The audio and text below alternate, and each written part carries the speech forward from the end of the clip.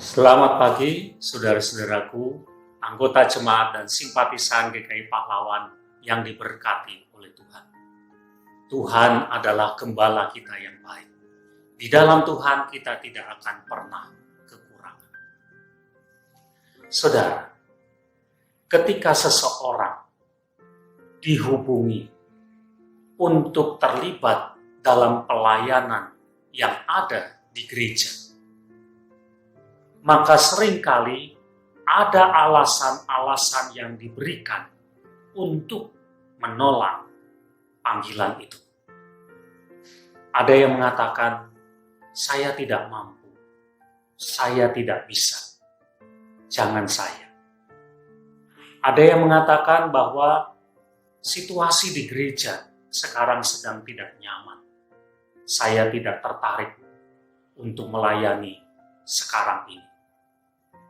Ada juga yang beralasan, kesehatan saya terganggu, saya tidak bisa ikut. Ada yang mengatakan, keluarga tidak mengizinkan, tidak mendukung saya. Ada juga yang mengatakan, saya tidak punya waktu, saya punya banyak pekerjaan, saya tidak bisa tinggalkan itu. Dan lain-lain alasan yang diberikan untuk menolak panggilan ikut melayani di gereja. Saudara, sadarkah kita bahwa yang namanya pelayanan itu adalah sebuah kewajiban, sebuah tanggung jawab, sebuah keharusan yang dikerjakan. Jikalau orang sadar dan bisa menempatkan dirinya sebagai hamba dari Tuhan, maka seharusnya tidak ada kata penolakan ketika ia dipanggil oleh Tuhan untuk melayani Dia. Tapi persoalannya, dalam kenyataan ada orang-orang tertentu yang menolak panggilan untuk melayani. Saudara, kalau kita memperhatikan Injil Matius pasal 25, mulai ayat yang ke-14, ada kisah tentang talenta. Ada perumpamaan tentang talenta. Ada seorang tuan yang mau bepergian, dan dia mempercayakan talenta itu kepada 3 orang hambanya. Yang satu dapat 5, yang satu dapat 2, dan yang satu lagi dapat 1. Tujuannya apa? Supaya talenta itu diusahakan, dikerjakan, dikembangkan, dilakukan.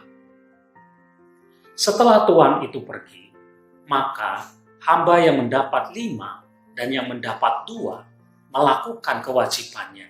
Talentanya dipakai, talentanya dikembangkan. Sehingga ketika tuannya kembali, tuannya berkata kepada dia, "Hai hambaku yang baik dan setia."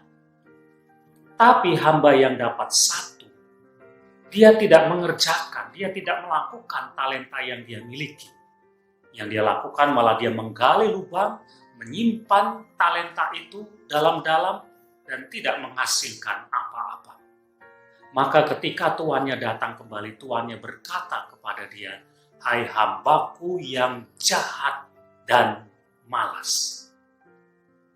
Dia mendapatkan hukuman karena dia tidak mengerjakan apa yang menjadi tanggung jawabnya. Saudara, kepada kita masing-masing Tuhan percayakan talenta. Talenta itu harus dipakai, harus digunakan, harus dikerjakan.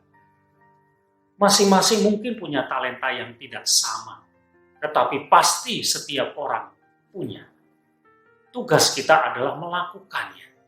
Talenta itu tidak boleh dikubur, tidak boleh disimpan. Talenta itu harus diusahakan. Supaya nanti ketika Tuhan datang kembali, maka kita mempersembahkan semuanya untuk kemuliaan Tuhan. Jangan simpan talentamu, kembangkan talentamu. Amin.